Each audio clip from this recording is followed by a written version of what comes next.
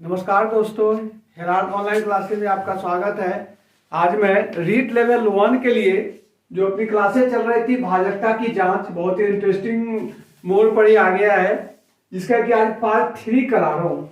Part 3 में भी दोस्तों जो पिछले साल के क्वेश्चन आए हुए हैं किसी न किसी कॉम्पिटिटिव एग्जाम को, उसी को मैं चाहता हूँ कि आपको कम समय में करा दूँ, और उसके लिए बहुत सारे ट्रिक्स के आधार पर करा रहा हूँ। मेरा प्रयास रहेगा कि भाजकता की जांच की कोई भी क्वेश्चन आए तो उसको आप 30 सेकेंड बहुत मुश्किल से लगाए। उसी कड़ी में जो 10 क्वेश्चन तो कल कराया था, आज 11वां क्वेश्चन बहुत ही इंटरेस्टिंग है। कि क्वेश्चन है कि 65723x है। ध्यान दीजिए, 6572 3x मतलब 65732x में संख्या को यदि 8 से भाग देना है। ध्यान दीजिए, और आपको ऑप्शन दिया हुआ है। पहला ऑप्शन 2 है, दूसरा ऑप्शन 0 है, तीसरा ऑप्शन 4 है और चौथा ऑप्शन आपको 6 है। अब दोस्तों, मैंने आपको एक ट्रिक्स बताया था भाजकता की जांच में, खासकर 8 के लिए, कि यदि अंतिम 2 अंक में 8 का भाग जाता हो और उसके बाद वाला अंक मतलब सैकड़ा का जो स्थान का अंक है वह सम संख्या होना चाहिए। ध्यान दीजिए, मैंने आपको इस ट्रिक को मैं बार बार इसलिए बता रहा हूं कि आप टाइम को बचा सके। और एक क्वेश्चन आपका आया हुआ क्वेश्चन है कि अंतिम 2 अंक में 8 का भाग जाता हो और तीसरा जो अंक है मतलब सैकड़े का स्थान है वह सम संख्या हो, तो पूरी संख्या में 8 का भाग जाएगा। अब देखिए कि यहां तो 3 है। अब अगर यहाँ 3 है तो अपने को यहाँ कोई ऐसी संख्या होनी चाहिए जिसमें कि इसमें 8 का भाग जाता हो। अगर आप ऑप्शन पूरे को देखेंगे तो एक ही ऑप्शन ऐसा है, नंबर 1 ऑप्शन, जिसमें कि 32 होगा और 32 में 8 का भाग जाता है। इसका मतलब ए गलत हो गया। तो मैं समझता हूं कि अभी तो बोलने के कारण मुझे 1 मिनट लग गया होगा, लेकिन जब आप क्वेश्चन को हल करेंगे तो आपको 5 से 10 सेकेंड में, मतलब आपको सीधे आंसर पर टिक लगाना है। नेक्स्ट क्वेश्चन 12वें नंबर का क्वेश्चन है।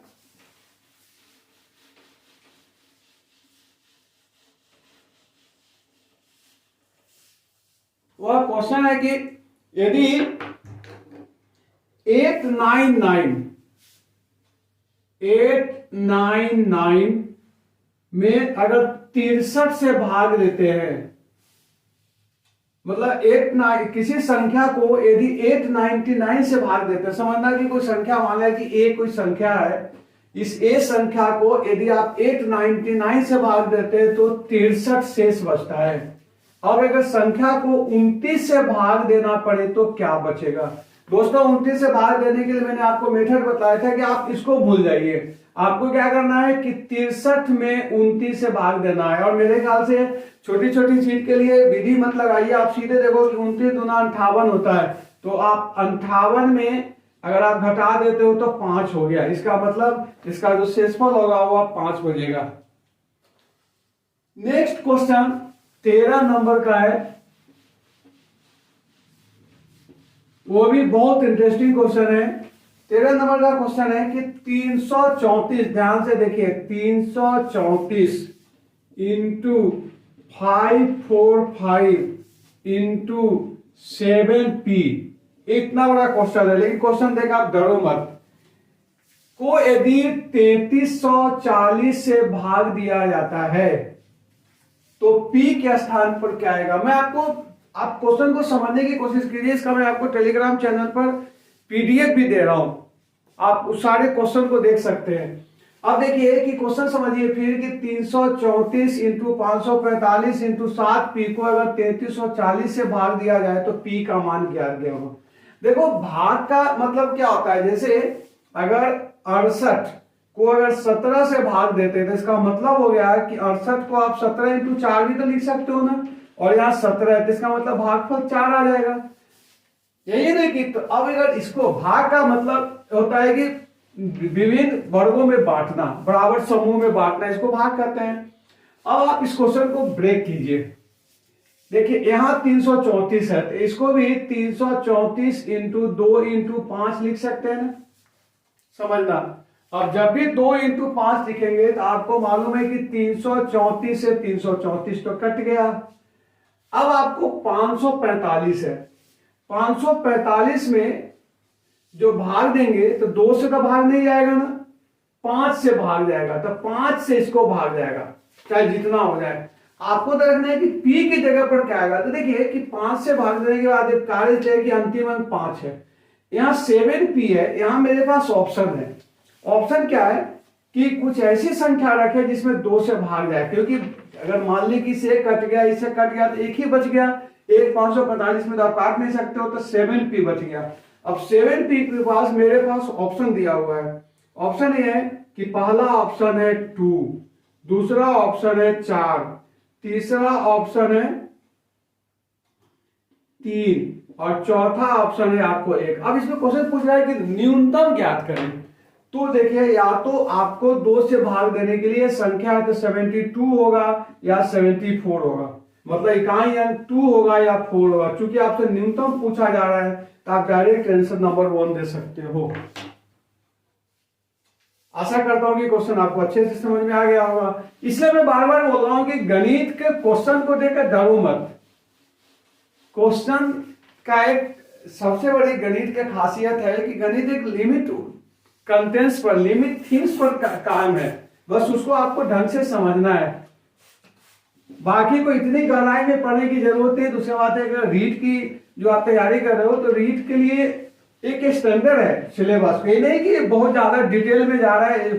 जो भी आज तक रीट या सी-टेट का पेपर मैंने देखा है, यूपी-टेट का, तो कोई बहुत ज्यादा डिटेल में नहीं जा रहा है, बेसिक पकड़ना चाहते हैं। इसलिए एक सेटर का सबसे बड़ा व्यू होता है कि जो भी स्टूडेंट हो रट्टूमल मत बने, उसको कंसेप्ट समझ में आए ताकि उस पर आप क्वेश्चन कर सको। इसी दौरान एक क्वेश्चन और बतलाता हूं आपको, और मेरे ख्याल से क्वेश्चन को आप चुटकी बजा के हल कर सकते हो। क्वेश्चन है कि यदि 125 किसी संख्या को जब कोई संख्या 175 से भाग दी जाती है तो शेष जो बचता है 132 शेष बचता है। ध्यान दीजिए, जब 175 से भाग दी जाती है तो 132 शेष बचता है, तो 25 से भाग देंगे तो क्या होगा। वेरी सिंपल, जब आप इसको 25 से भाग, आपको इसको तो भूल ही जाना है, 125 से भाग दोगे तो आप 25 के पारे याद करो, 25 5 से 125 हो गया, तो 125 अगर घटा दोगे तो उत्तर 7 हो गया, तो ये आपका उत्तर हो गया।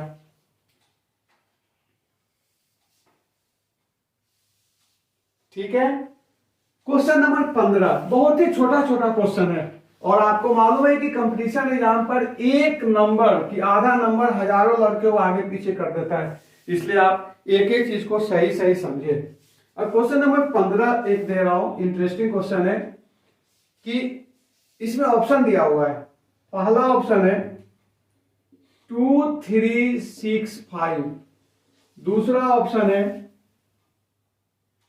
1 3 7 5, तीसरा ऑप्शन है 4 3 6 5 और चौथा ऑप्शन है आपको 2 2 7 5। अब इसमें क्वेश्चन आ रहा है कि 15 से कौन सा भाज्य है। दोस्तों ध्यान होगा, 15 से भाग देने के लिए किसी भी संख्या में यदि 3 का भी भाग चला जाए और 5 का भी भाग चला जाए तो उसमें 15 का भाग अवश्य जाएगा। अब 3 5 के लिए देखिए, इसमें सभी संख्या है जिसमें 3 का भाग जाएगा, तो अब क्या करेंगे, इसको छोटा करके भी मैं आपको बता रहा हूं। ध्यान, अब आपको 3 से ट्राई करना है। देखिए 3 से ट्राई करोगे तो 6 में तो 3 से भाग जाता है। अब देखिए कि 2 3 5 और 5 10 बच गया। ध्यान दीजिए, लगातार डिलीट कर रहा हूं, 10 में नहीं जाएगा तो एक क्वेश्चन नहीं जाएगा। 4 और 7 11 या 7 और 5 12, इसमें तो जाता है, लेकिन 3 1 4 जोड़ेंगे तो इसमें नहीं जाएगा, तो ये भी नहीं होगा। 6 में तो जाएगा, लेकिन 4 और 3 7 और 5 12। अब देख लीजिए यहाँ कुछ मैंने शुरू में बताया था कि अंक को मैंने एक तरीका क्या सिखाया था आपको कि 4 + 3 + 6 + 5 और इसको जोड़ दो, 4 और 3 7 और 5 12, मतलब 4 और 3 7 और 6 18 हो गया। अब फिर 18 में भाग दो, एक तरीका मैंने बताया था। इसको दोस्तों ने और आपको छोटा कर दिया। कैसे छोटा किया, अब इस संख्या को देखो, इसी को लिखा है ना, 6 को हटा दो। क्यों हटा दो कि 6 में से 3 का भाग जाता है, तो क्यों जोड़ेंगे। अब आप गुंजाइश देखो कि कैसे कर सकते हो। अब जैसे कि 5 4 4 2 है, इसको हटा दो, भाग जाएगा, 3 में भाग जाएगा तो पूरी संख्या में भाग चला जाएगा। अब इसको करने की कोई जरूरत नहीं है, फिर भी तसल्ली के लिए करना चाहते हो तो देख लो, 7 5 12 चला गया, लेकिन 22 बच गया, 22 में 3 का भाग तो नहीं जाता है ना, तो नहीं। अब अगर एक क्वेश्चन और यहाँ इंटरेस्टिंग बता देता हूं कि अगर आपसे कोई पूछ दे कि 2275 को अगर आप 3 से भाग देना होगा तो शेष क्या बचोगे, तो आपका फॉर्मूला क्या बोलता है कि जो आपको नीचे क्लास में या जो सर सिखाते हैं कि 2275 में सब अंकों को जोड़ो। पहला तो जो टीचर सिखाता है कि भाई 2275 को भाग दो, 3 अब 3 1 7 से हो गया, 1 बचा 17 1 हो गया। उससे थोड़ा एडवांस टीचर जो है जो क्लास वाले समझाते हैं कि सबको जोड़ो, जैसे 2 + 2 + 7 + 5 को जोड़ दो। मैं आपको वो भी भूलने को बोल रहा हूं। मैं क्या सिखा रहा हूं कि जितना गुंजाइश हो काटने की कोशिश करो। जैसे 75 है तो 25 3 से भाग जा रहा है 25 बार, अब सीधे 22 को देख लो, 22 में जा रहा है कि नहीं जा रहा है, नहीं जा रहा है तो नहीं जाएगा, ठीक है ना। तो इस ढंग से क्वेश्चन को आप हल कर सकते हो। नेक्स्ट क्वेश्चन 16 नंबर का जो क्वेश्चन मैं आपको बता रहा हूं वह है, ये बहुत इंटरेस्टिंग क्वेश्चन है, हालांकि आपका टीचर का नहीं है लेकिन आता है क्वेश्चन कि जब n को 6 से विभाजित किया जाता है तो शेषफल 4 बचता है। मतलब डिविडेंड जो हो गया, n को जब 6 से विभाजित किया जाता है तो 6n लिखेंगे तो शेषफल 4 बचता है। अगर सिस्टेमेटिक इसको लिख दोगे तो 6n + 4, यह आपका क्या करते हैं, इसको भाज्य हो जाएगा, डिवीजन। अब बोल रहा है कि इसको जब 2 से गुना कर दो, तो 2 से गुना कर दोगे तो हो जाएगा 12n + 8। अब अगर 2n को अगर 6 से विभाजित किया जाए तब जाके कितना शेष बचेगा। यहां थोड़ा सा आप इसको चाहो कि इस ढंग से नहीं लिखो, ये थोड़ा सा ज्यादा फास्ट हो गया। इस क्वेश्चन को मैं करा रहा हूं कि यदि n को भाग दिया जाए तो n को अगर भाग देते हो तो मान लिया कि 6p + 4 हो गया, क्योंकि कोई ना कोई इसका भाजक होगा। अब अगर इसको 2n लिख दिया तो 2n का मतलब यह हो जाएगा 12p + 8। क्वेश्चन समझना, फिर क्वेश्चन है यदि n को 6 से भाग दिया जाए तो जाके आपको शेषफल 4 बचता है। अगर इसको 2n से भाग दिया जाए, 2n को 6 से भाग दिया जाए, पहले देखिए अगर n को 6, अब इसको 2n को 6 से भाग दोगे तो शेषफल कितना बचेगा। अब देखिए एक तो भाग जा ही रहा है, बच गया 8, 8 में अगर 6 से भाग देते हो तो शेषफल 2 बचेगा, बस ये आपका आंसर हो गया। 17 क्वेश्चन, 17वां क्वेश्चन मैं आज करा रहा हूं। 17 क्वेश्चन क्या है, यदि किसी संख्या को 11 और 13 से अगर विभाज्य हो तो अनिवार्य उसमें मतलब ऑप्शन है, यदि कोई संख्या 11 और 13 से विभाज्य हो तो इसमें से अनिवार्यतः किस प्रकार की भाज्य होगी। मतलब हो गया कि 11 + 13 विभाज्य है, दूसरा 13 - 11, तीसरा है 11 × 13 और चौथा हो गया आपको कि 4 to 9। क्वेश्चन समझिएगा, क्वेश्चन है कि यदि किसी संख्या में 11 का भी भाग जाता हो, 13 का भी भाग जाता हो, तो इसमें से किससे 100% भाग जाएगा, तो बस इसका आंसर आपको सीधे देना है। कैसे, चूंकि 11 और 13 जो है ना वो अभाज्य संख्या है। अभाज्य संख्या मैंने आपको बता चुका है कि वो संख्या जिसमें या तो 1 का भाग जाता हो या स्वयं का जाता हो उसको अभाज्य संख्या कहते हैं। तो चूंकि 11 और 13 में अभाज्य संख्या है तो किसी भी संख्या में अगर 11 13 में भाग जाएगा तो जरूर 11 × 13 से भी चला जाएगा। अब मैंने समझता हूं कि अगर कंसेप्ट होने के बाद आपको कोई मेथड की जरूरत होगी, डायरेक्ट क्वेश्चन देखा और सीधे आंसर दे दिया।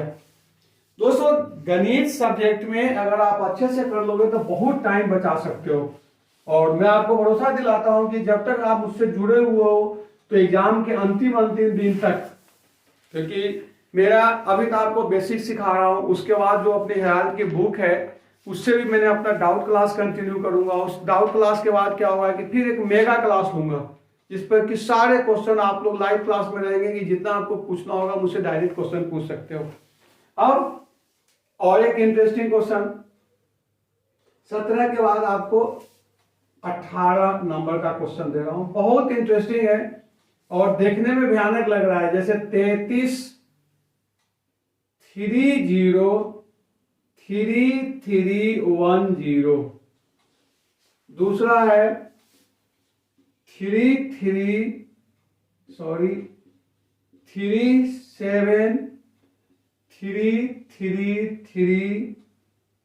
नहीं, दूसरा लिख लो। दूसरा है आपको 37 3355।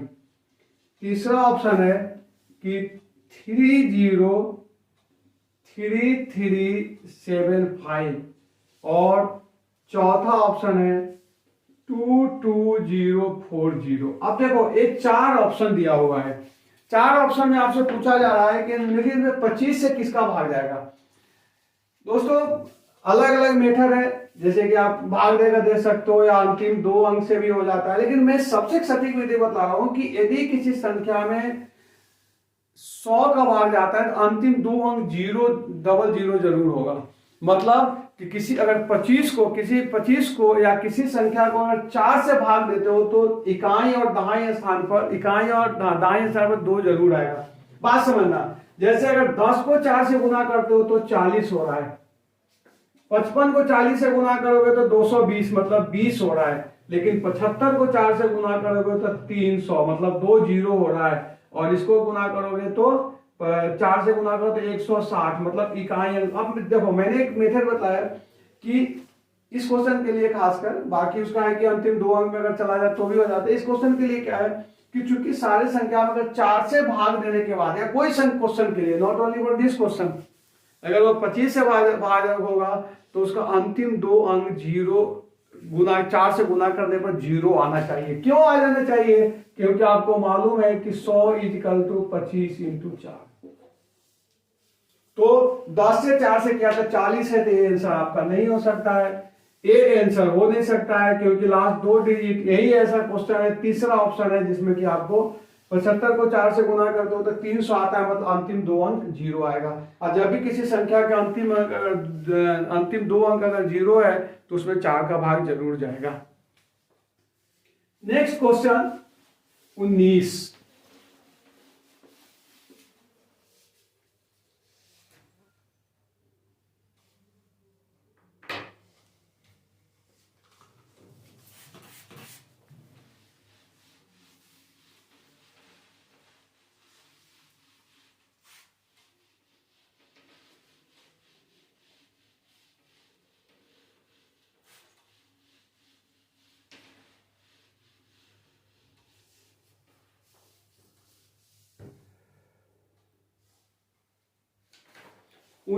नंबर का जो क्वेश्चन है ये भी बहुत इंटरेस्टिंग क्वेश्चन है कि यदि, हालांकि इसका मैं अलग से क्लास लूंगा, लेकिन आज चूंकि बीच में क्वेश्चन आ गया तो मैं चाहता हूं इसको करा ही दूं।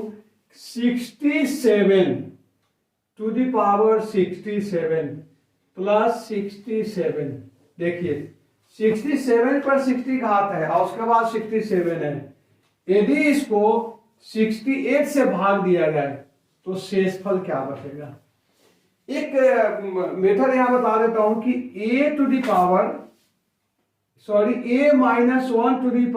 n को यदि a से भाग देते हो, ध्यान दीजिए, a - 1 to the power n को अगर a से भाग देते हो तो हमेशा -1 to the power n इसका उत्तर होता है। फिर से बोलो, a - 1 to the power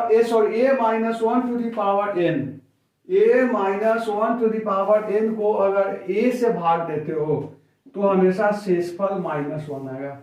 अब इसको हम इस फॉर्मेट में चेंज कर सकते हैं। जैसे देखो 67 है तो 67 को 68 - 1 to the power n लिख सकते हो ना, क्योंकि आपको भाग देना है 68 से। अब देखिए 68 आ गया ना, a -1 हो गया और उसको a से भाग दे दिया तो इसका आंसर आएगा -1 to the power n कितना है 68 है, नहीं n आपका 67 है।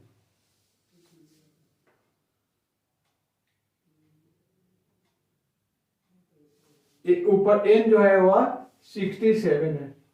अब देखिए और प्लस 67 यहां है अब देखिए कि यहाँ एक लाइन मैंने आपको बताया था घातांक में कि जब अगर माइनस पर घात हो ना, तो जैसे 1 पर अगर आप 2 घात है, -1 पर 2 घात है तो कितना हो जाएगा, -1 इंटू -1 तो 1 हो जाएगा, और -1 इंटू -1 हो जाएगा। मतलब इसका रूल क्या है कि यदि कोई -1 का संख्या होगा, ऊपर अगर जो घातांक है, पावर जो है, वह अगर सम संख्या होगा तो उसका आंसर प्लस में आएगा, और विषम होगा तो माइनस में होगा। चूंकि यहाँ -1 पर 67 विषम संख्या है, जिसका आंसर -1 हो जाएगा, और इसमें 67 ऐड कर दो तो 66 आपका आंसर हो गया।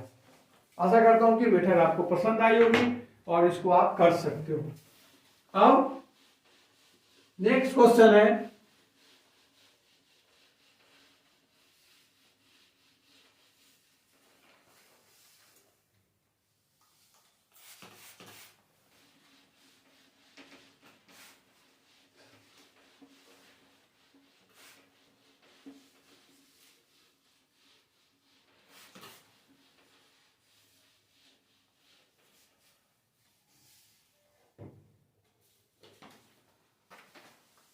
नेक्स्ट क्वेश्चन आपका जो है, निम्नलिखित में से कौन सी संख्या 99 से विभाजित है? 42767, दूसरा है 31781, तीसरा है 21187, और चौथा है 53658।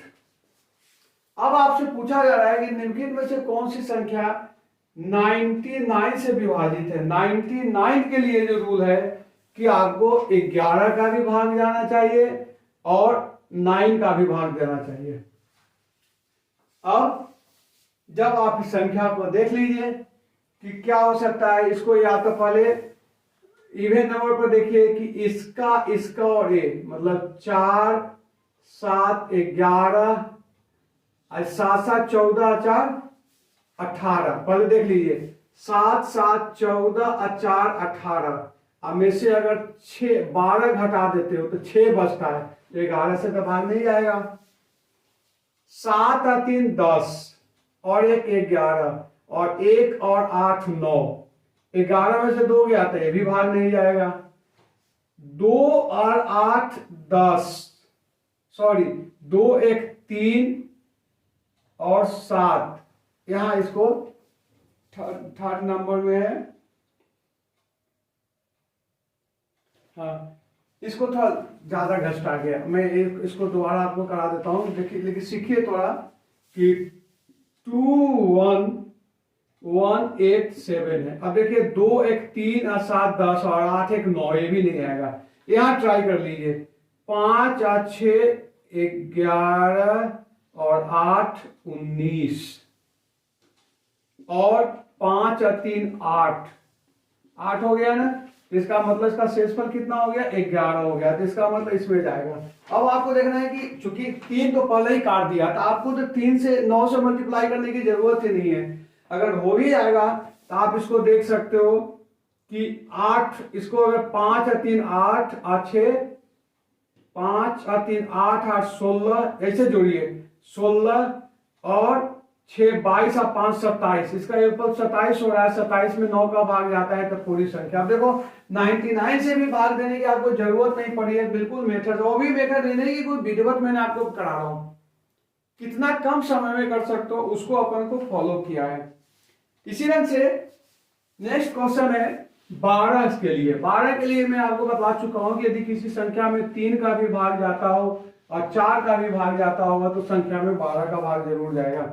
अब एक क्वेश्चन है 21 नंबर, हाँ 21 नंबर का जो क्वेश्चन मैं आपको करा रहा हूं वह है कि m के किस मान के लिए, मतलब देखिए कि 3 4 और m को अगर 12 से पूर्णतः विभाजित करना होगा तो क्या आंसर होगा। इसका ऑप्शन देख लीजिए 2, दूसरा 0, तीसरा 8 और चौथा 6।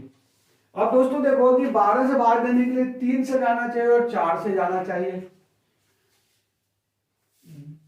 4 से भाग देने के लिए आपके पास एक ही तरीका है कि अंतिम 2 अंक में 4 का भाग देना जाना चाहिए, ये दोनों अंक में। अब आप इसमें वैल्यू पुट करके रखो।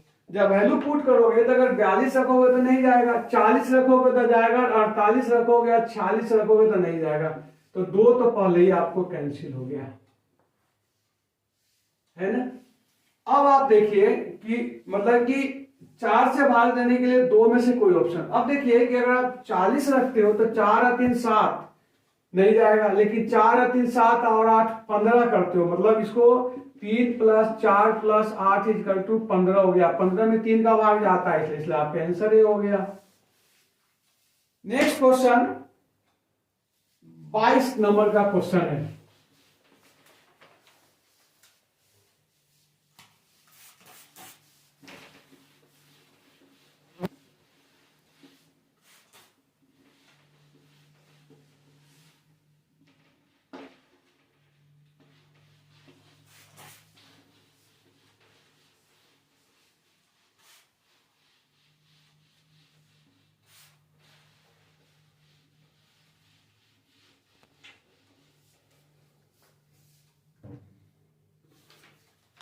बाईस नंबर के क्वेश्चन जो है ये भी बहुत इंटरेस्टिंग क्वेश्चन है। मैं 24 चुन कर लाया हूं, आपके लिए क्वेश्चन लाया हूं।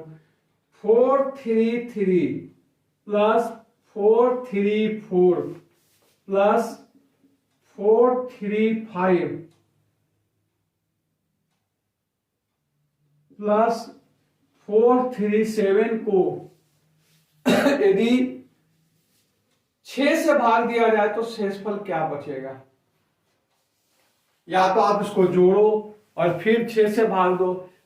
एक तरीका आपको बता रहा हूं, यह सटीक तरीका क्या है कि 433 में भाग देकर देख लीजिए। 433 में अगर भाग देते तो 742 एक शेष बचता है। तो आप सोचो कि इसको भाग दोगे तो 2 शेष बचेगा, इसको भाग दोगे तो 3 शेष बचेगा, इसको भाग दोगे तो 4 बचेगा, और एक कहीं चूक हो गया, ये +436 भी है। तो यहां बचेगा तो 5 शेष बचेगा, 1 2 और यहां शेष बच जाएगा, हाँ 1 2 3 4 5, एक इतना शेषफल बचेगा। मतलब जब आप 434 में भाग दोगे 6 से तो 2 शेष बचेगा। अब इसको जोड़ लीजिए, 3 3 और 6, इसका पूरा चला जाएगा, यहां हो जाएगा 9 बच गया। 9 में 6 से भाग जाएगा तो 3 शेष बचेगा।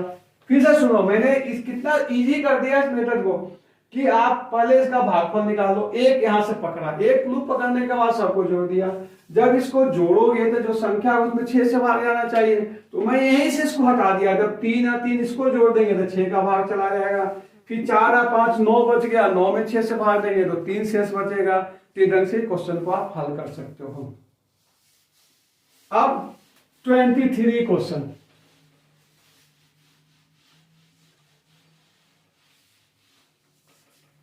नंबर का जो क्वेश्चन है वह है कि यदि क्वेश्चन 417A 324 में 3 से पूर्णता विभक्त हो तो 324 पूर्णता विभक्त हो तो एक स्थान पर क्या आएगा। आपका ऑप्शन है 2, दूसरा 0, तीसरा 4 और चौथा 3। 324 में तो भाग जाएगा, इसको हटा दो, ठीक है ना।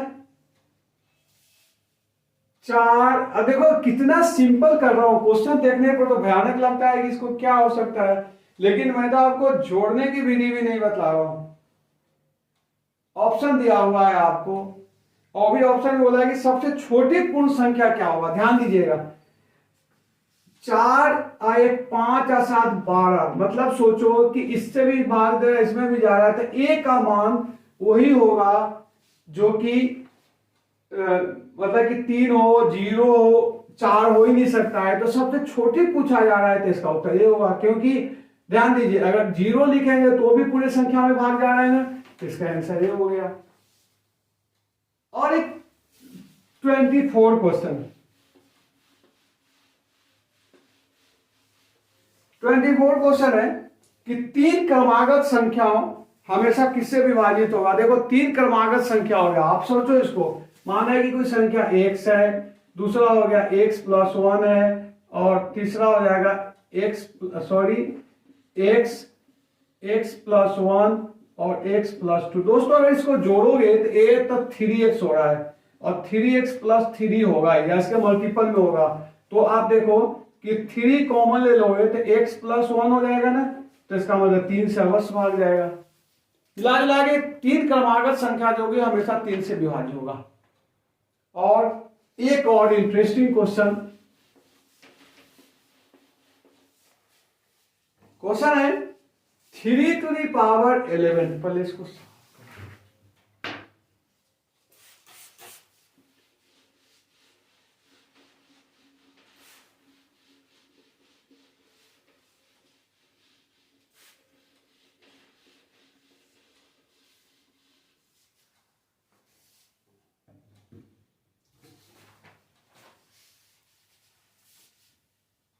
3 to the power 11 plus 3 to the power 12 plus 3 to the power 13 plus 3 to the power 14 किससे डिवाइड होगा। तरीका क्या है, इसको तो 3 to the power 1 कॉमन ले तो 1 प्लस कितना हो जाएगा यहाँ 3 प्लस 9 प्लस 27 ये हो गया। अब आपको इसको आप जोड़ लीजिए, 27 और 3 30 और 10 40 हो गया, मतलब 3 टू दी पावर 11। आपका ऑप्शन दिया हुआ है 7, दूसरा हो गया 8, तीसरा हो गया 11 और चौथा हो गया 14। अब देख लीजिए 40 है तो 2 से भाग 8 से भाग जाएगा, बस आपका आंसर हो गया। इस तरह से दोस्तों मैंने आपको घातांक जो आपके भाजकता के नियम है उसमें कम से कम मैंने 25 क्वेश्चन कराया हूं, मेथड समझा दिया हूं, और जो अभी तक जो मैं ऑब्जर्व किया है कि इससे ज्यादा रीड के लिए आपको कोई लेवल नहीं है। इतना क्वेश्चन को अगर आप अच्छे से कर लेते हो तो उम्मीद करता हूं कि भाजकता की जांच के यदि क्वेश्चन आती है तो आप उसको 100% कर लोगे। अगले क्लास में मैं भाजकता की जांच में कभी कभी शेषफल के बारे में पूछता है या घातांक से पूछता है, उसका एक क्लास करके भाजकता की जांच को एंड करूंगा। आशा करता हूं कि आज वीडियो आपको पसंद आएगी। अगर पसंद आए तो जरूर इसको लाइक करें, शेयर करें। कोई डाउट हो तो आप जरूर डायरेक्ट मुझसे संपर्क करके क्वेश्चन को पूछ सकते हैं। मेरे यहाँ से कोई सेवा नहीं है, निःशुल्क सेवा है आपके यहाँ। और जो अपनी आज की जो बुक आती है खासकर रीट लेवल 1 और रीट लेवल 2 के लिए भी मैंने बड़ी व्यवस्थित ढंग से तैयार किया है, जिसके अंदर हर चैप्टर का क्वेश्चन भी दिया हुआ है। उसके अलावा प्रीवियस ईयर पेपर में चाहे रीट का हो, सीटेट का हो, सबका उसके अंदर कंपाइलेशन है और उस क्वेश्चन को शॉर्टकट मटेरियल समझाया गया है। तो आशा करता हूँ उस बुक को आप अवश्य पढ़ें और उसमें भी अगर कोई डाउट हो तो डायरेक्ट आप मुझसे संपर्क करके समाधान ले सकते हैं। Okay, thanks.